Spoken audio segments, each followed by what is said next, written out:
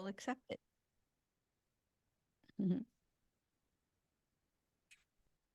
It's a good practice. I often forget, oh, I have to record. I know, me too. And then I'm in the middle of somebody talking. I feel like I've got to capture this. I press it, and then they're like, oh. But if you do it, where it just automatically records when you open it, then it gets all of our silly talk up front, where I'm complaining about this or that. Hello, all, and welcome. Welcome, welcome. Hello, Sandra. Hello, Kristen, Jimmy, Jessica, Catherine, Natalie. Getting everybody brought in here. If you can hear me now, because some of you are still connecting to audio, go ahead and drop in the chat where you are zooming in from.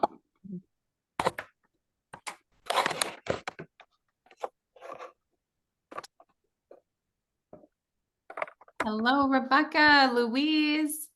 Bolivia. I'll be speaking to Colombia tomorrow. Yeah. Oh, cool. Hello from Salt Lake City. Oh, Jimmy's here.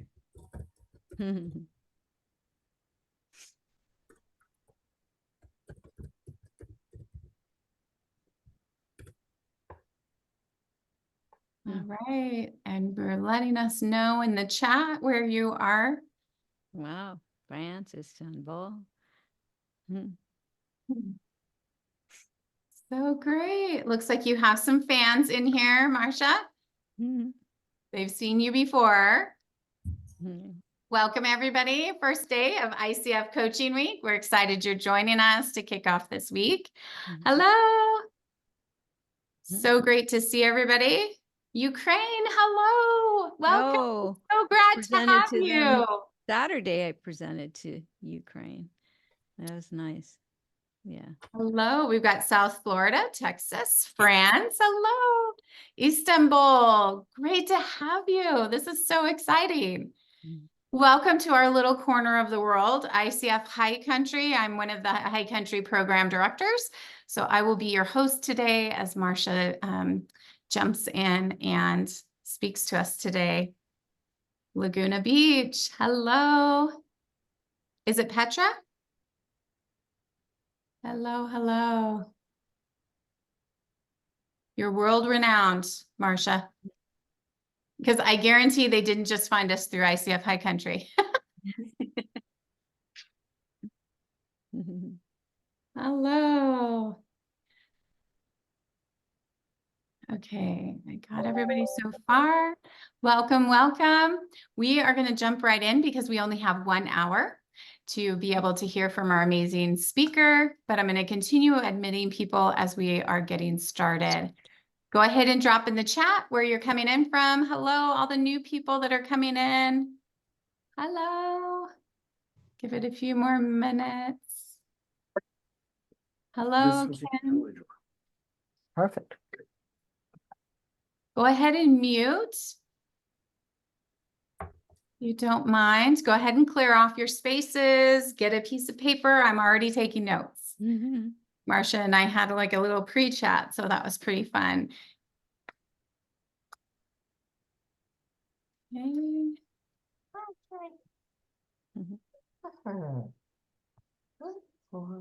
How about you use the reactions down on the bottom, the little reactions tab, and give me a thumbs up if you have heard Marcia speak before. Hello, Katya. What do we got? Okay, some thumbs up. See, you are.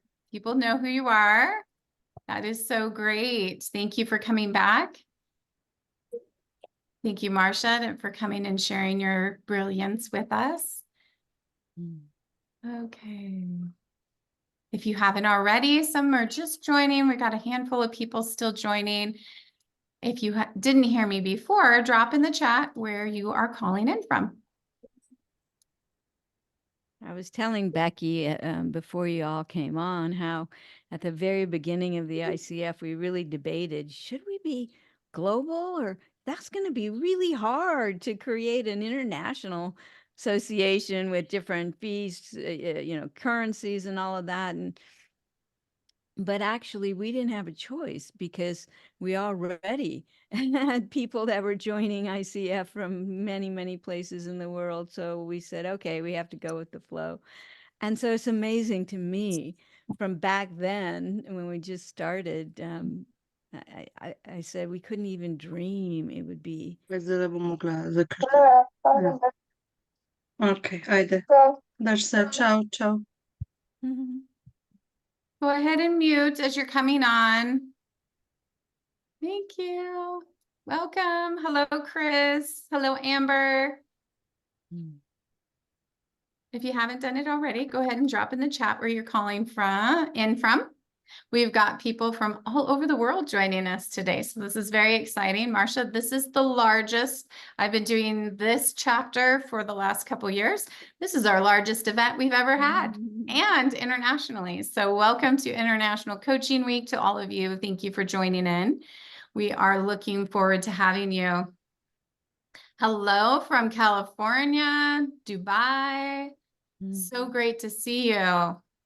We are going to go ahead and get started because we don't want to shorten our time. We have about an hour together with Marcia today. So I'm not going to take up too much of your time as we are getting everybody admitted in here.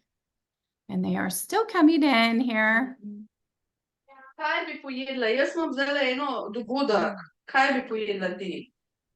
they're Hello, coming in many hello. languages. Yes, so amazing. So amazing. Go ahead and mute yourself as you come in.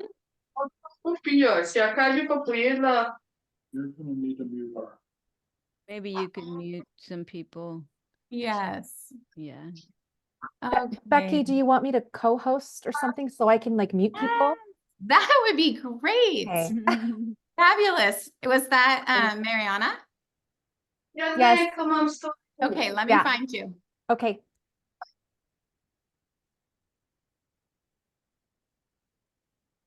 Hi, Christian. There you go. Thanks. Fabulous. Thank you. If you'll continue to admit people, that would be wonderful. Absolutely. Awesome. Okay, we're going to go ahead and jump in. Welcome to Dr. Marcia Reynolds. She is an MCC coach, fascinated by the brain, especially what enhances connection and possibility. She was telling me as we were getting started today that she is one of the founding members of ICF. So we can thank her for all of the hard work that she has been doing as she pioneered the coaching profession. And also she has a best-selling book that I will drop in the chat for you, Breakthrough Coaching, Coaching the Person, Not the Problem, Outsmart Your Brain, The Discomfort Zone, is that the Wonder Woman? Wonder Woman. It was based Wonder Woman. on my dissertation about smart, strong women in the workplace. Yeah. Oh, so great.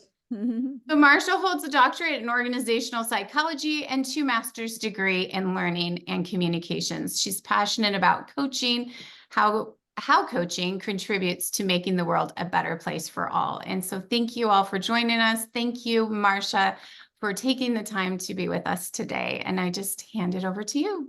My pleasure. So I love seeing you all, and some of you I know, some of you hello. And yeah, you know, I'm going to do exactly what what you hear me say in the presentation don't do, is that I'm going to talk at you most of this time.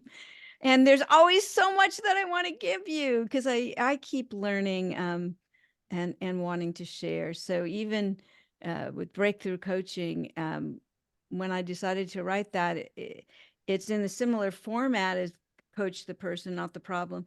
But there was so much that I was learning and I was shifting in my focus of coaching. And this, if you do this, you know, it'll be much more powerful. And I get excited and I want to share it. So I'm going to get excited and share with you. But if I'm run over something and I say something and you don't know, especially since many of you from other places, if you don't know what I mean, it's like, well, that's weird.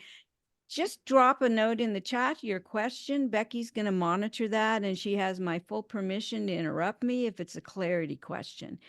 if it's a general question, if you could hold it to the end, I'll make sure then that there's plenty of time for questions and as well as getting through the material. Okay, so are we ready to go? Yay, yes. All right, so let me share my screen.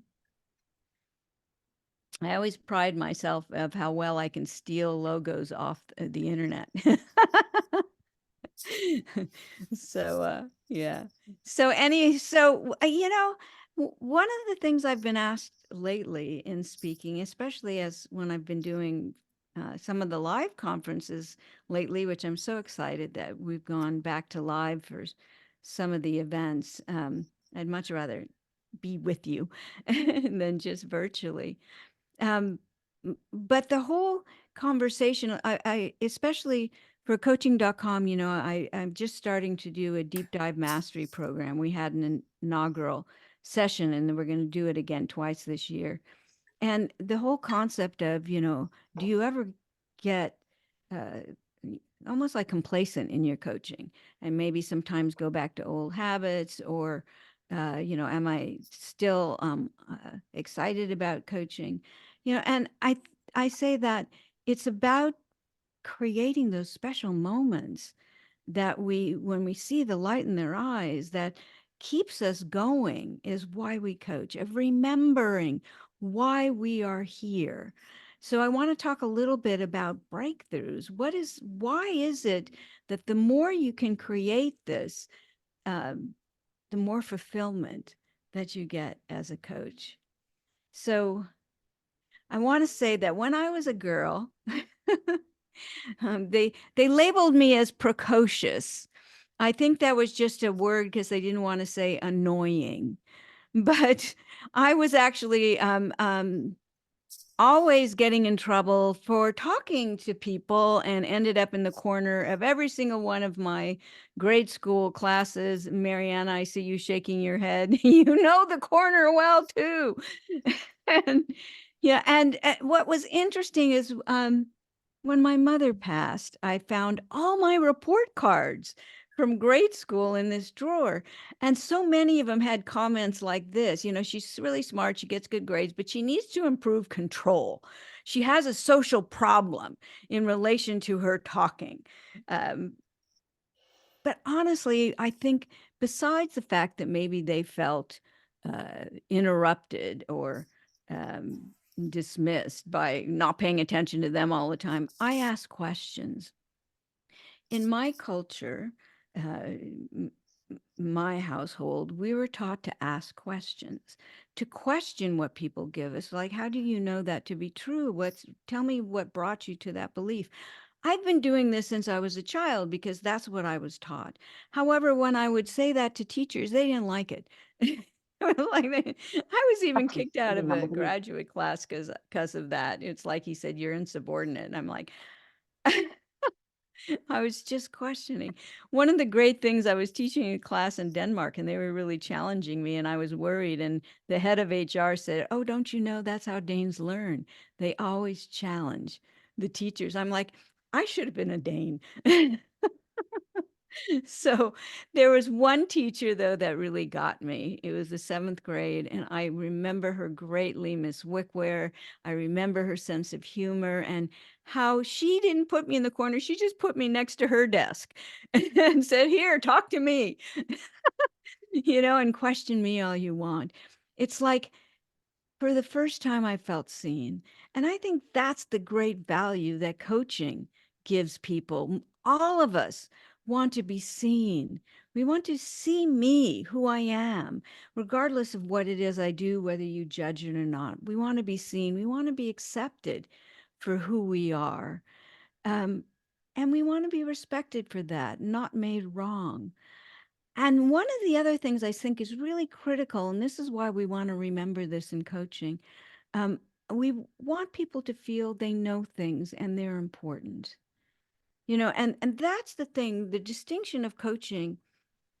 In fact, I was explaining this to this woman new to coaching this morning. I was doing a session with her, and she says it's a little like therapy. I said, well, there are some therapies, cognitive behavioral therapies that are similar, but we don't go into the past of where this started. But the main thing is the relationship. I'm not an expert. I'm not your doctor. I am your partner. I am your partner. I respect you. I believe in you. I know you're smart and you're just not quite seeing it in a way that gives you possibilities. And you feel that from me. That's the great gift that we give in coaching. People are smart. They know things. Even if they say, I don't know what to do, don't fall for that. Say, okay, so have you ever seen anyone else handle a situation like this? Um, what did you think they did? Or if you thought they handled it wrong, what did you see? Just go into what it is they're afraid. Usually it's not I don't know, it's I'm afraid to try.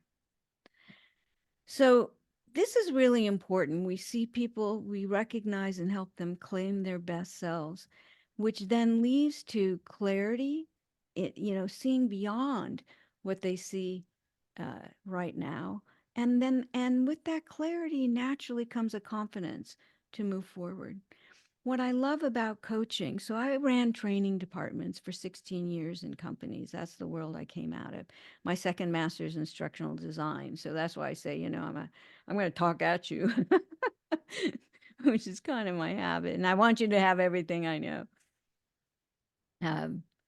But they would say, I love your classes. And they'd give me all the happy faces and all of that. And then they'd go out and they'd try something new. And as soon as it was awkward, they'd go back to their old behavior. And those of you who have been in the training world know that retention of learning is still historically low. When I found coaching, I said, oh, this makes the difference. The discovery process that actually changes their brain and gives them the confidence to stay with it even when it's awkward. That's what's so powerful about coaching. It operates in a different part of the brain. So when you remember this, that this is the purpose and the gift you offer with your presence, your respect for them, your care and your courage, that they feel safe with you, comfortable with you to explore and to go beyond the stories that they're living in right now. So if you ever start to question, have I gotten stale? Maybe there's something else. Remember the gift that you're giving people. This is what keeps the spark and your passion for coaching alive. So what makes this happen? Why do we all need coaches? And know that I kind of sprinkle around with coaches now, but I had a coach for years. I don't know, since the very beginning, but now she's not coaching. She's now 93. I do go visit her. But she finally had to give up coaching just, for a lot of reasons, physically. But I always knew she'd be there for me if I needed to sort things through, because the brain doesn't like you to analyze. The brain doesn't like you to question your thinking. I don't care if you think you can do that. You're not doing it at the best of your ability, because the brain doesn't like to not know. The brain is a meaning-making machine. It looks out. I look out my window. I see tree. I instantly see tree. How do I know it's tree? Somebody taught me that word somewhere along the way. Otherwise, it's just a bunch of wood and some green things coming out of it. So I don't say wood green. I say tree. So when we look down the street and we see things, we instantly assume what they are. Maybe when we get closer, we see we were wrong. Oh, that bag's really a rock. So the brain is constantly wanting to know. It doesn't like not knowing. So when we start to ask them questions about not just the situation, but who are you? How do you see yourself in this situation? It's often uncomfortable to them to start to think, I could be someone else, but that transition means I have to let go of who I thought I was. It's that transition moment of not knowing that the brain resists. So self-analysis and coaching myself, the more emotions you have around it, the less you can coach yourself. The brain prefers self-preservation over self-actualization. It's easier to defend what I call reality, which we're all making up at this given moment. than to question it. We rationalize our beliefs, and even when we know they aren't serving us. So I have this one client, and I talked to him a little bit about uh, rationalizations, because he said there was something he wanted, and then he said blah blah blah. But usually what comes after the but is the rationalization. And I said, is that a rationalization or a solid reason? And he went, what? What do you mean? And I said, well, we're really good at rationalizing why we don't do things. We're master rationalizers. Um, and then had a conversation. And the next time I saw him, he said, I spent the whole week not only hearing my own rationalizations, but everybody I talked to, I listened to podcasts, and especially politicians are so good at rationalizing. I'm like, yeah, we're master rationalizers and we don't catch it ourselves. That's one of the things that we do as coaches. So, and I always had when I taught leadership, I always had my students stand up and go, I'm a master rationalizer. So we can catch it and maybe even laugh at it. But the smarter you are, the better you are at rationalizing, instantly coming up for reasons, even though in the back of your head, you're saying, that's not really good. That's not going to give you the best result. We don't listen to that voice. And so we need someone outside of us. The neuroscientists call this an external thought disruptor to interrupt the patterns of thinking that we do this, we make this decision, and then we rationalize. It's a pattern of thinking, that we get stuck in, and we don't realize it's just a proposed case could not exceed the. Thank you, Mariana. So, this is often, just helping people to see their thinking. That's what we do so well. We make coaching too hard. We make it too hard. We have to have the right question or say the right thing. We're just letting them hear their thinking, because they then might see out here what's getting in the way. So you're a thinking partner. You don't have to know all the answers. It's actually more fun not to have to know the right question or know the answers, just to help them think. And I find coaching so fun these days. I laugh a lot with my clients. It's like when they realize something with me, they often laugh at themselves. And if they laugh at themselves, then I have permission to laugh with them. So we coach people to see their thinking. It gives them clarity and both confidence to explore what else. This is the value and really the great privilege that we have to witness. I really feel that coaching is a privilege, that I have come across this fabulous process and profession, that I can help uplift, expand consciousness, uplift people's spirits. So whoever it is that's from Ukraine, I kicked off the week by presenting to Ukraine Saturday morning. I'm second generation Ukrainian, and I showed him a picture of my grandmother, and it was like, because she had the courage to come here because she had the vision to raise her family. The pictures of her at my first wedding, I say first because I've had a few, but that she was here for that, and so I feel like I'm giving back the gift because of what I've been given, to have this opportunity to help expand consciousness on this planet. And we so need it so desperately. We probably always have, so to say we need it now more than ever, I'm not so sure. But it's a good time for it. So, my second master's was actually in adult learning in the late 80s. And since that time, I've been curious, what does it take for people to learn and grow? And so I did, I studied, I kept improving my training, and I told you, it would get better, but there was still something missing. Training is fact-based learning. and it sits in your cognitive brain. Unless I say something that you go, wow, that's awesome, and maybe you make a note, then you might remember. Your brain, when you go to sleep, might say, oh, I want you to remember this because of all the emotion you had attached to it. There has to be an emotion attached to a fact to remember it. Otherwise, you're just going to memorize it for the moment, like you did all those quizzes in school, and then you'll forget. Um, and then we wonder why people forget what we told them, and we get mad at them. So there's fact-based learning, there's fear-based learning. You better do this or else. And a lot of performance review systems are based on threat and reward. Um, uh, and then we wonder why people struggle changing, because their brain said, you better do this or else. And now I'm telling you, no, you need to be agile. You need to change. And the brain says, no, no, you're going to get, something bad will happen if you change. And so fear-based learning actually sets up slow change. People afraid of change. They weren't born that way. Babies are so curious. Animals are so curious, but then we uh, start getting afraid. So coaching is insight-based learning.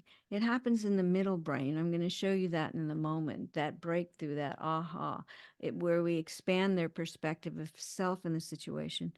And if you attend any of my other trainings, you're going to, and in breakthrough, I have so shifted to coaching when you can get to identity, who I think I am in this situation. And when I see what I want to create, who it is I want to become, is even more powerful than what I'm doing and what's the impact. So when I get a leader that's kind of struggling in engagement, I don't say, what are you doing? I say, define leadership for me. How do you see yourself as a leader? What do you think is your big responsibility? Okay, those people that you're struggling engaging, what do you think? How do you think they define their best leader? And is there a gap? And is there some way, are you interested in closing that gap or making it even smaller, which is going to require and shift it and who I think I am, not just what I do. If I shift who I think I am, what I do goes along with it. And that's really powerful stuff. So I encourage you to take a look at all of that.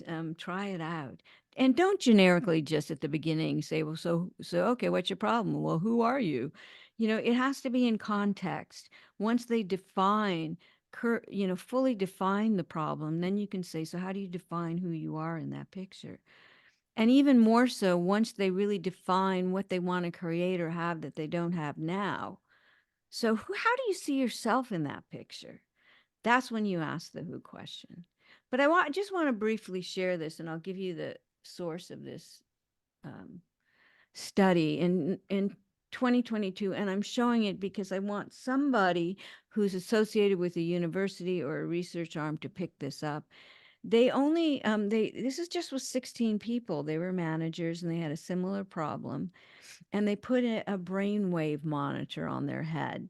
And they put them in 3 different scenarios. So first they gave them all a quiet room all by themselves that was very comfortable, and said, think about your problem. And anytime you might have an insight, they had a little button to push. And they monitor their brain waves. So the first column is solitary. You'll see, I think, right down just below the middle, it looked like somebody fell asleep. Probably did. Little bit of activity, not a lot. Then they said, oh, here's a mentor, somebody to give you their story of how they handled something and give them advice. The next 2 columns, the mentor, not much change. So mentoring actually pacifies. When we tell people what to do or give them the benefit of our story, we pacify their brain. And that person who fell asleep, I think they fell asleep even more. Their brain went totally dead under that. But then they gave him somebody well-trained in using reflections. And those of you who've read my book, I'm really, really hot on reflection. Like, so you're saying this. I want them to hear their thinking and then ask a question and look at the brain activity. And when they pushed the button of insights far more times than in the other 2. I think this is a demonstration. I would love to see this expanded. But this is why we coach. This is why we coach. We activate the brain. Coaching activates the brain. It doesn't pacify it. I love to show this to leaders. You know, do you want to pacify their brain or do you want to activate it? Do you want to create learned helplessness or do you want to create agile thinking people? So the coach approach led to the highest activity. So you'll get a copy of these slides. So, but there's you know, it's on the internet, so you can find the research. Um, this chart came from the Harvard Medical School and something they had sent out to their members. So I'm not sure. This chart's not in this study, but they have other charts that you can use. So coaching it stimulates creative insights, which accelerates the change process and sustains change. You know, in training, we were always looking in the corporate world for sustainable change. Well, this creates sustainable change. And that's why, you know, I'm still so super passionate about coaching. So anytime you feel like provoking them, convincing them, they need to be told what to do, breathe and come back to the state of, I am here for you. I am here for you. I'm your partner. I don't know better. I don't know better. This is really, really important because the greatest fear of coaches is, am I really adding value if I don't give some advice? Yes, you are. How many times I'm thinking, you know, the only time I really think, all of a sudden I'll say, oh, I've been there. No, you haven't. And quit thinking. That's my process. I have not, you have not lived their experience. And I coach a group and I've mentored this group up in New York where it's a small community. They live next door to each other. They have a hard time releasing assumptions. I'm like, I don't care if you've lived next door to this person all your life, you have not lived their life. And there's another quote I read in Margaret Wheatley's latest book, Restoring Sanity. And she also had a Buddhist monk said, you know, if you haven't seen someone for 5 minutes, you don't know them. So even if you've been coaching them forever, you don't know them. I love that. So we coach to see the light in their eyes or the gasp when they have an insight. That's the breakthrough. That gives you the sense of witnessing this transformation, which is so powerful and is what we do that's so special. It's so special. And sometimes they won't just smile and laugh. Sometimes it's going to be a hard thing to see, and that's okay too. So I'll come back to that. But your superpower is to help them see their thinking, to reflect what you see and hear so they stop and think about their thinking. So I'm just wanting you to hear. I use your words. I want to know what you mean by that. You know, that's the power that they start to explore what they're saying. In a way they can't do for themselves. So um, even off like a couple weeks ago, I coached this woman and she kept saying, you know, I really need to choose the right path. And I said, what is right path to you? You keep saying that. Anytime they use a repeated phrase, even that question, that reflection and question, she went, oh, well, let me sort that out. Let me sort that out. You know, and I had a leader just recently said, well, you know, I'm just like, I get so angry that I have to keep doing extra work. I'm like, okay, so tell me about extra work. What is it you're taking on? Is it because she's not doing it or she's doing it wrong? Tell me more about what it is you think you're doing that you shouldn't be doing, which was really important because she hadn't even talked to the person about it. You know, so getting clear on what it was that she felt she wasn't getting was important for her then to have when she finally which she's going to have the conversation tomorrow about what request she wanted to make. So start with, so I hear you saying this and just shorten it, summarize it, or notice, you know, you got really quiet and you looked away. Would you be willing to share what just came up for you? Oftentimes it's the throwaway phrases that they say under their breath. You know, I had this one person, he kept saying, but that'll never happen. But that'll never happen. I said, do you know how many times you said, but that'll never happen? Is that true? Are you looking at something that's never going to happen? Or is it that you're afraid that it won't happen and you won't know what to do? Look, are you willing to talk about that? So listen for the throwaway phrases, the things they mumble under their breath. I had a manager once, under his breath was like, yeah, I really thought she'd be the one. He had to demote someone, and he said that. I said, what did you just say? He said, oh, well, right. I thought she'd be the one. And I said, well, you really shift your emotions when you said that, like you were like sad. Or he said, no, not sad. I'm embarrassed. I think I promoted her too soon. I said, oh, might that change your conversation with her? So catch those little statements when they look away, ask them what's on just came to their mind. It's so powerful. So we help them climb a tree in their brain so they look down on their thinking, where they see the cracks in their logic, the assumptions they're making that are really constraining. They're unfounded fears, that are based on the past, and they don't really know what's going to happen. They don't really know. They usually go to the worst case scenario. And the shoulds, more and more, I focus also anytime they say should, who's saying should? Is it family? Especially when I coach in other countries, where family may be even more important. It's like family. Is it culture? Is it your friends? And how many times, uh, well, I should do this, because, and they'll say, well, I don't think my spouse will like it. Have you talked to her? No. you know, shoulds. Who's saying should? Or is it that you're just afraid? So ask about shoulds when they come up because it holds them back from their dreams. So be curious about meaning, their beliefs that are defining their story. You keep saying this. How do you know that to be true in this situation? The made up assumptions about the future, like, oh, it's just going to be terrible. What else could happen if you did that?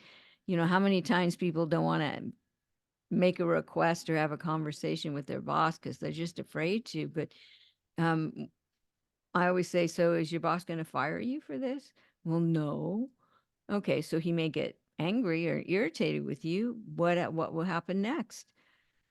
Nothing. So pull it through for them. They can't do it themselves. Pull the fear through to talk about it so they see exactly, truly better what is possible that they're not accepting. And just let them confirm, explain, or edit what you offer. You can be wrong, and that's okay. It makes them think more deeply anyway. So emotions, I have gotten the whole range of emotions. I had a client hang up on me. I asked her a question. She didn't like the question. She's like, how do you know? You've never raised kids, blah, blah. And, I wasn't saying I had. I just said, so what do you really think? How they're judging you when you make them do that? Do they understand your intention? And she just screamed at me and hung up on me, but she called me back. And that's okay. Usually an emotion indicates that they're now seeing something that they wouldn't see before. Either they avoided it or it just was what was called a blind spot. If it's blind, it means they don't see it. That we've now brought it forth for them to look at. It's now in the knowing box in Johari window. So just let them have an emotion.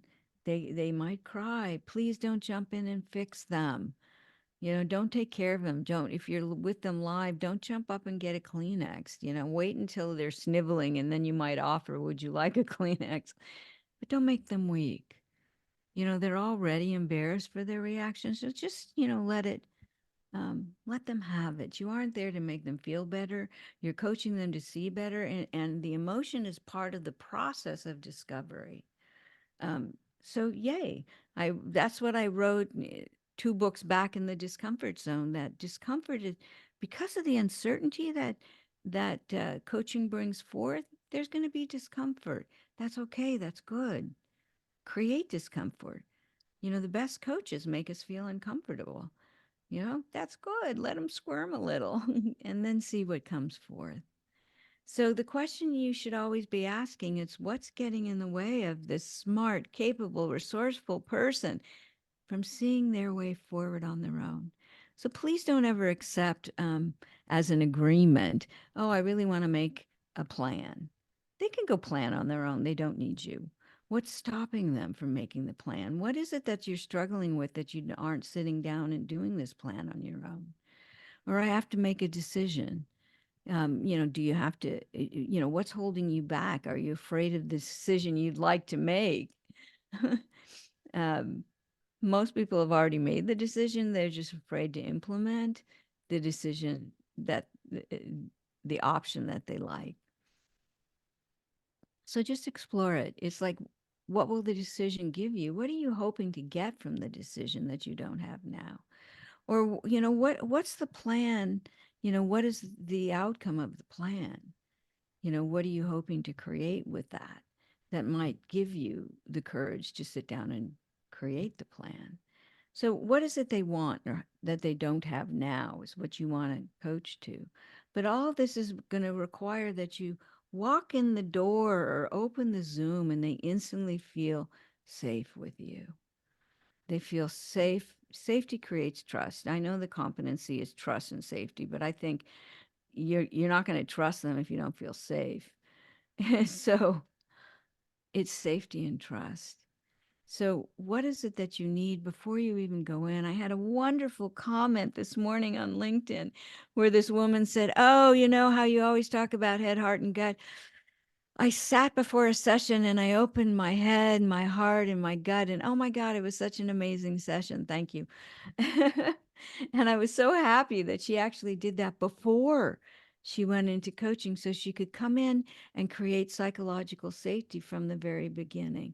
So throughout the process, at the beginning and during, if they have an emotional reaction, you're going to react. Do you notice the tension in your body? Can you come back to being present with them? Okay, there's nothing wrong. I see so many coaches at first is like, oh, I'm afraid of making them angry. Make them angry. Who cares? Just see what happens and say, okay, so what was that in that question I asked that that you didn't like or you didn't feel comfortable with? Just ask them about it. Better to ask than to hold back. And if you struggle with some emotions and not others, that's your work. If you struggle with somebody's expression of anger or somebody's expression of fear, that's your work. That's your work. How can I be comfortable with that? To allow them to process. All emotions have an arc. There's the trigger, there's the intensity of the reaction before they think. And then it starts to diminish. If you're holding a safe space for them, you will sense when the intensity of their emotions starts to diminish. That's when you go in and say, would you be willing to share with me just what came up for you in that moment? So wait till it starts to diminish. Just help them feel okay for having a reaction that they're not wrong.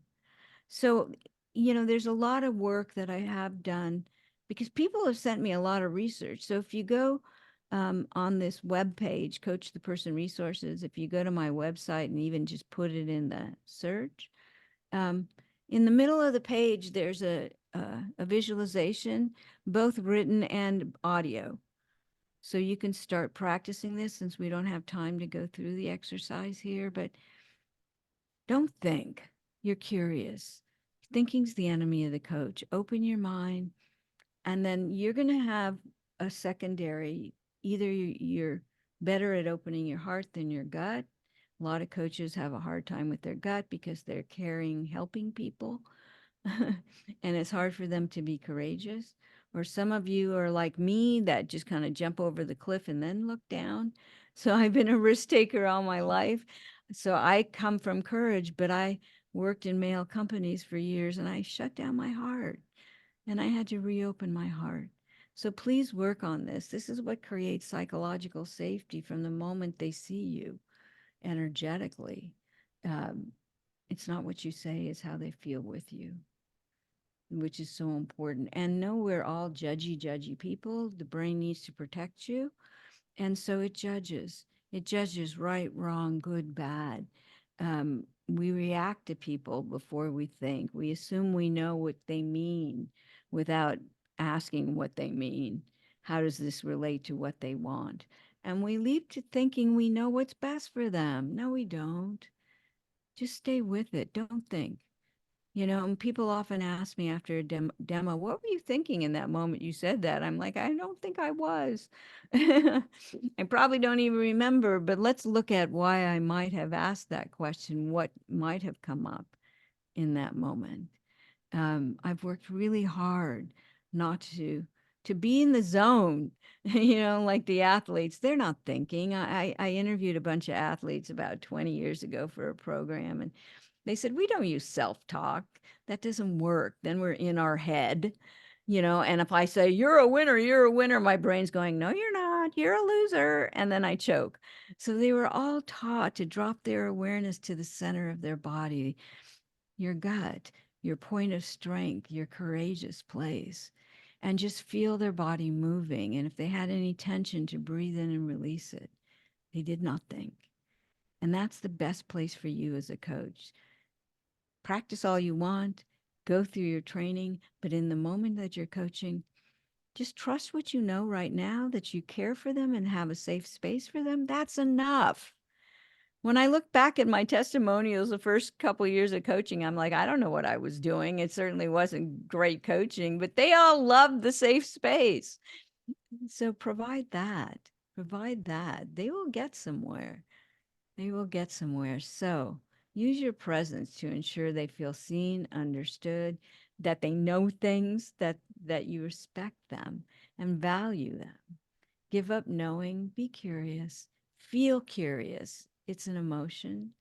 And believe they are creative, capable, and worthwhile. Even if you're sitting thinking, this coaching isn't going anywhere, you'd be surprised what they might all of a sudden come up with, or even at the end when you say, okay, so before you ask them what they're going to do, so ask for their insight. Don't wait to the end.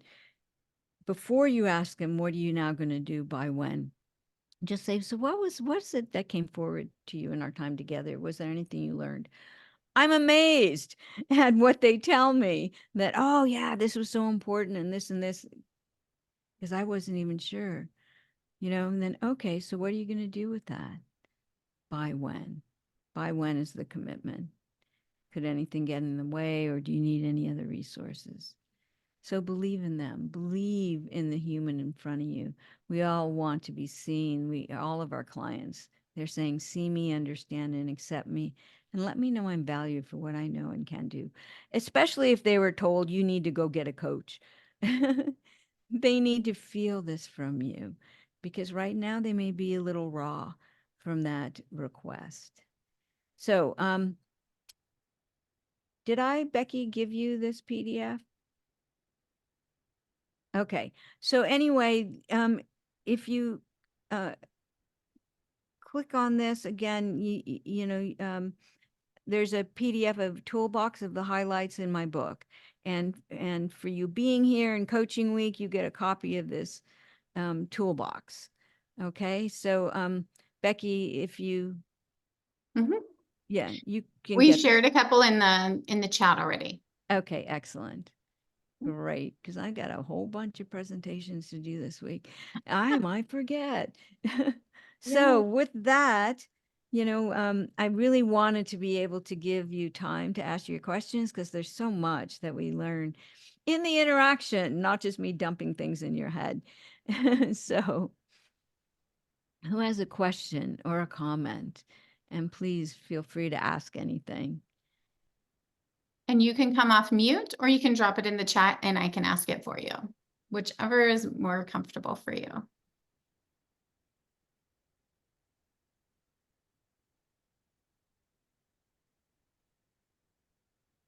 I think I would kick off the conversation. I was taking a lot of great notes, lots of notes here. That helps me remember. But I loved that you said it was okay to be wrong. It helps the client think more deeply. And Mm, that kind of gut in your feeling when you've reflected back and then you didn't get it right and you're like, I'm not understanding them. right.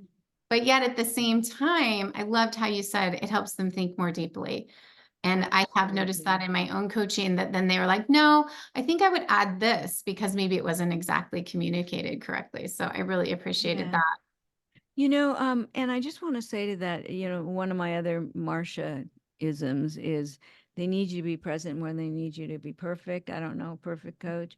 So don't try for perfection. And please really work at being concise with your reflection and your question. One sentence reflection, maybe two, and one sentence. Do not explain your question or what you said or state it in another way. Just say it and let them respond. If you need to rephrase it, then you'll get the chance.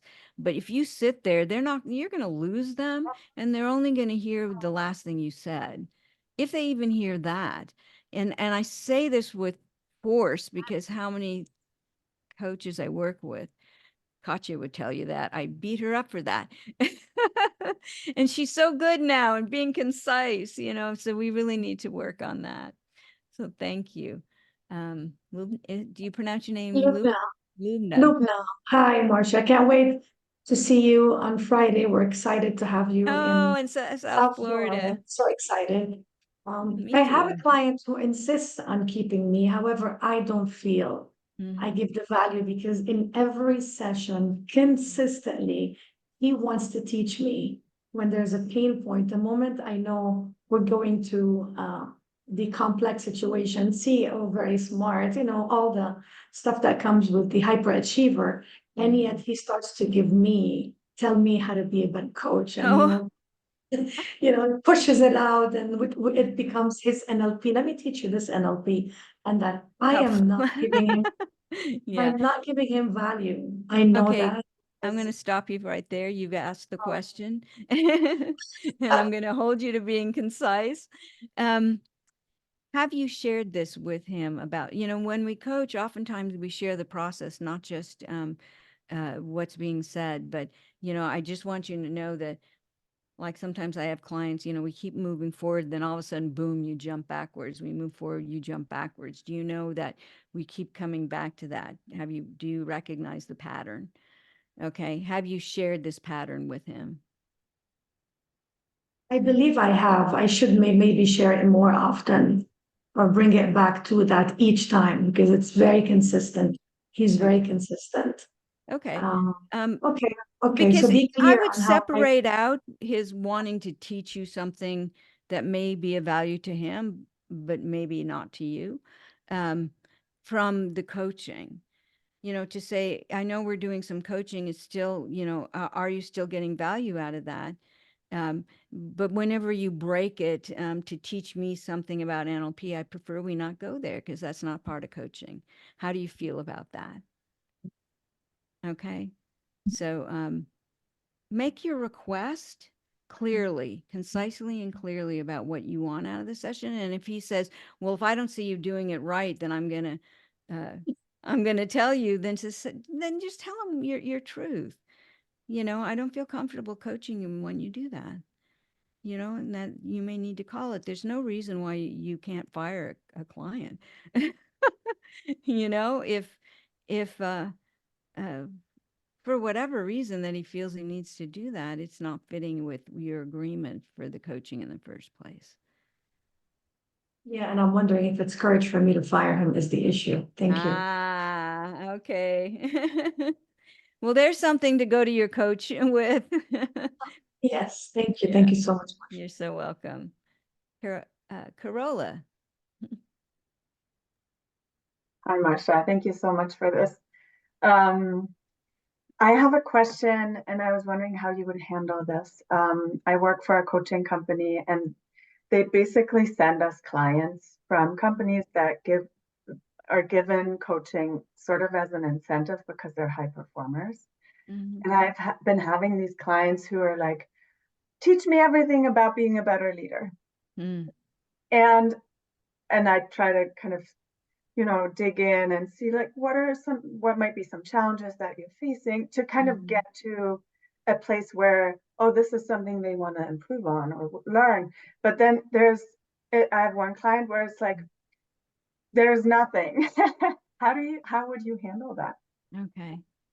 First off, in your first session with them, the contracting of what it is you're doing together, it sounds as if there needs to be a little bit more clarity, and you can tell me about what is coaching and what you're going to be doing with them.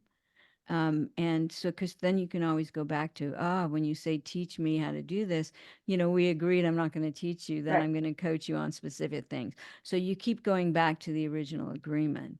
But when someone says to me, I really don't have anything, I always say, okay, so look back at this past week that you just had.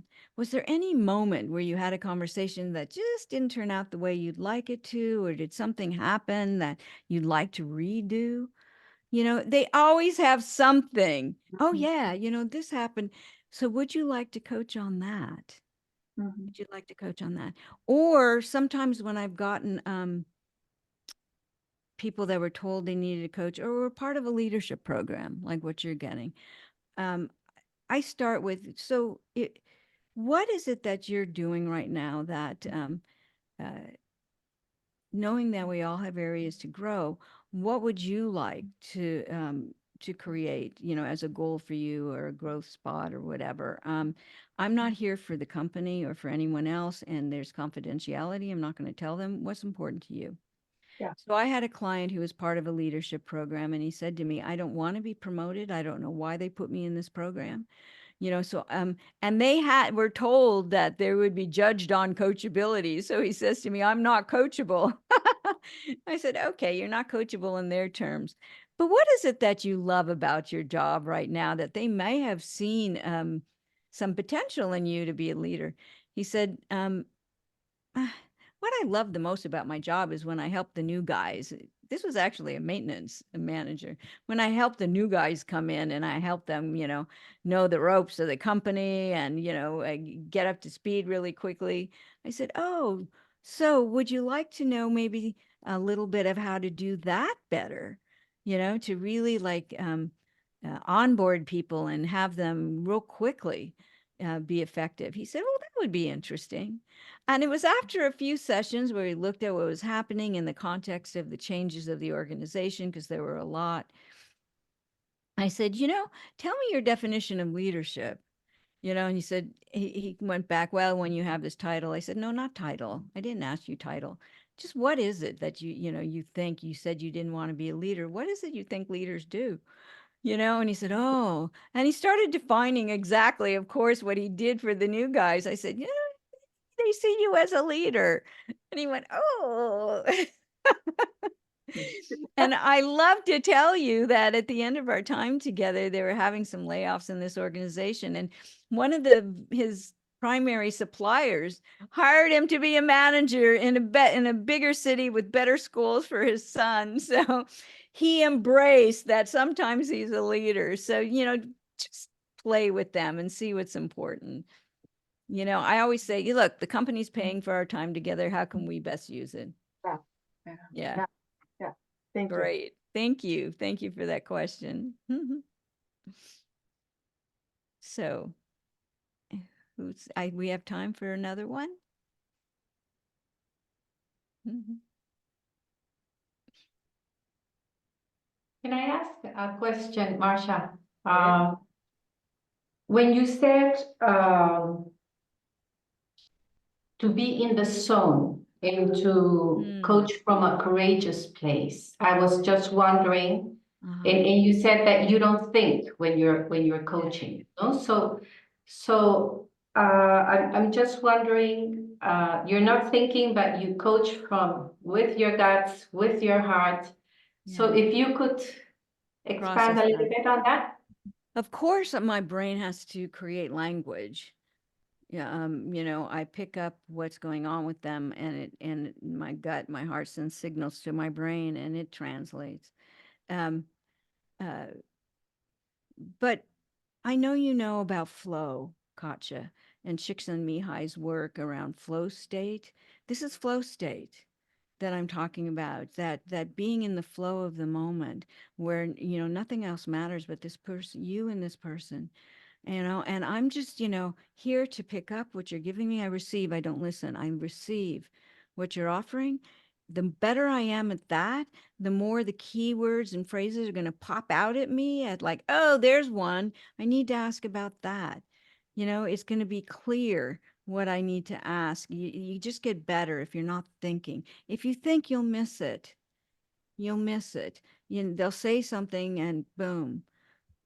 So it so so that being in the moment, trusting enough about coaching in this moment, no matter what level to just be present and give back what you think. I think I heard you say this, or it sounds like what's most important to you is this. Just give it back to them. What do you think? You don't have to remember. Please don't try to remember a powerful question, because then you're coaching from memory and not presence. So often the powerful question is, so it sounds like this is what you believe about the situation. What is it that, evidence that you have that your belief fits for this situation, and not just the past? So the question usually is tied in with the reflection, which is why it's called reflective inquiry. So, okay, does that make it better? Yes, I thank know, you. again, the smarter you are and the more you were brought up in a household where you were taught you must get straight A's. How many cultures do we have that does that? And so you've become very cognitive. We say you're a neck up and you're not paying attention to what's going on down here. And I was too. And I'm about to leave for China this weekend. And I always tell them, Jewish mothers and Chinese mothers are just the same. You must be the best. So, and a lot of you in your cultures, you've heard that. And especially, I know there's men here too, but a lot of us as women, it's like, well, how do you stand out? That's how you stand out. And so we don't trust that our heart and our gut enough, that we will be good enough, that we will be good enough. Yes, you are. That was the story you've often heard me say if you've been around me, that Thomas Leonard in my first coaching class, before ICF was even thought about, he said, go practice coaching. And we're like, how can we practice? This is our first class. We don't know what to do. He said, just go love them. Mm. And I'll never forget that. It's the love we bring, the trust, and that we believe in them. They feel that I am here for you. They feel that, and they will go so many places under covers with you that they wouldn't with anyone else. Give them that safe space that they probably don't have any other time in their day, for them to really understand who they are as a human, what they're choosing, what else they want, and how they can get it. It's so powerful. So thank you for choosing coaching. I just love that you've all chosen this path. It's so important. Thank So you, yeah. Marcia, for inspiring us today with new insights and deeper impact that we can make for our coaching clients. We just appreciate you coming and sharing your time with us. Thank you all for joining. I dropped in the chat a form to complete, a survey, really quick survey. If you want to get the continuing education credit for this event, you needed to attend in person for the whole event. And we appreciate you kicking off ICF High Country, or ICF Global Coaching Week with us today. And I hope that you will be, we have another event coming up, same time. It's called Stepping Up with Jen Marr. And you won't want to miss that on Wednesday at the same time. So I hope that you all can join us. All the links in the chat, go ahead and grab those before you check out. And we thank you for joining us today. Okay. See y'all next time. Thank you so much.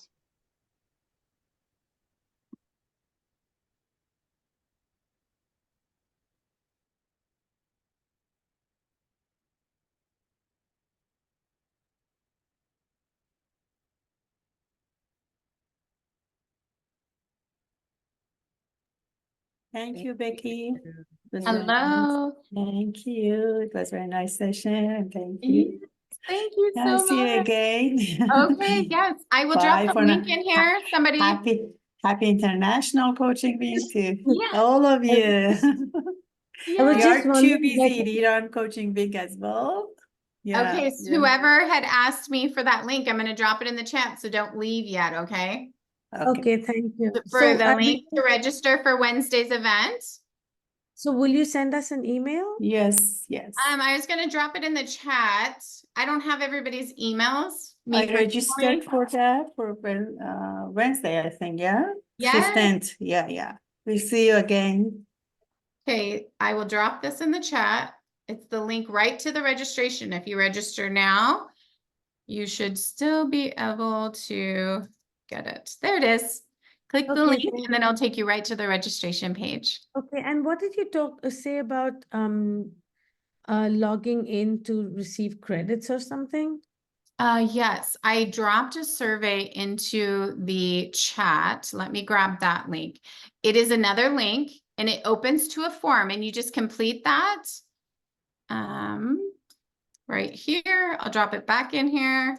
I did it. It's too easy. Too easy.